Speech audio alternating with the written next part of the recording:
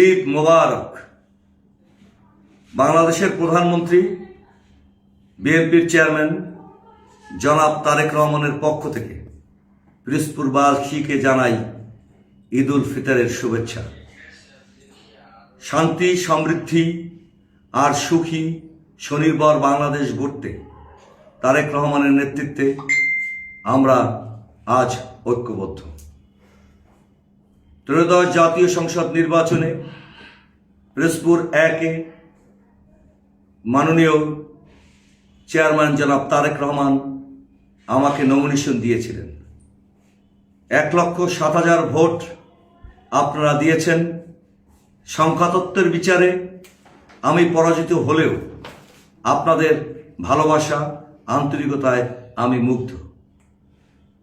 বর্তমানে জনাব তারেক রহমান আমাকে পিরোজপুরের জেলা পরিষদের প্রশাসক হিসেবে নিয়োগ দিয়েছেন।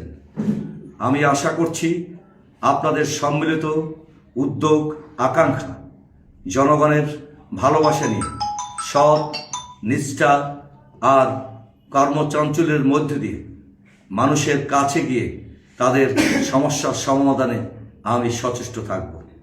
জেলা পরিষদ হবে জনগণের একটি ঠিকানা। আসুন ঐক্যবদ্ধ হয়ে পিরোজপুরের উন্নয়ন করে কল্পে আমরা মানবিক পিরোজপুর গড়ে তুলতে ঐক্যবদ্ধ হই। ঈদ মোবারক, ঈদ মোবারক, ঈদ মোবারক।